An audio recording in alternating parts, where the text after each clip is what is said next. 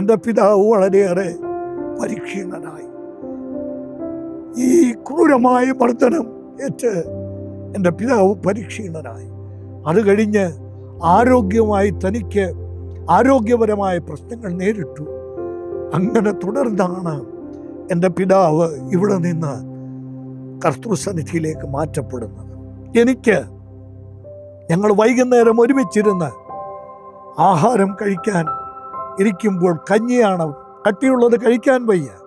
കഞ്ഞി കുടിക്കാമെന്ന് വിചാരിച്ച് പാത്രത്തിൽ കഞ്ഞിയെടുത്ത് ഒരു സ്പൂണ് കൊണ്ട് കഴിക്കാൻ ശ്രമിച്ചപ്പോൾ എൻ്റെ വായ് ആ സ്പൂണിൻ്റെ വിടവിൽ പോലും തുറക്കാൻ കഴിയാത്ത വിധത്തിൽ അസഹനീയമായ വേദന.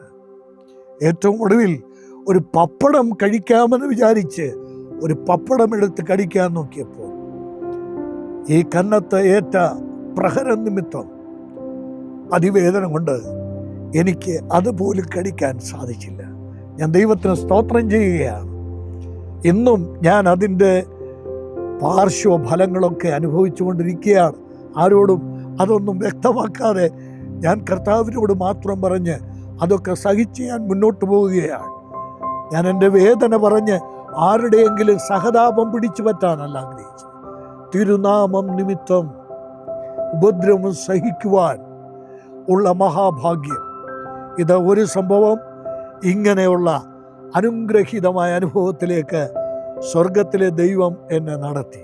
അന്ന് രാത്രി എൻ്റെ പിതാവിൻ്റെ സ്നേഹവും കരുതലും വിവാഹിതനായ ശേഷം ഞാൻ അനുഭവിച്ച ഒരു അനുഗ്രഹീതമായ സന്ദർഭം കൂടെയായിരുന്നു. അന്ന് രാത്രി എൻ്റെ പിതാവും ഞാനും ഒന്നിച്ച് കെട്ടിപ്പിടിച്ച് കിടന്നതും ആ മനോഹരമായ കരം കൊണ്ട്, ആർദ്രതയുള്ള കരം കൊണ്ട് എന്നെ ആശ്ലേഷിച്ച് എന്നെ ഉറക്കിയതുമൊക്കെ ഇപ്പോൾ ഞാൻ സ്നേഹത്തോടെ സന്തോഷത്തോടെ ഓർത്ത ദൈവത്തെ മഹത്വപ്പെടുത്തുകയാണ്.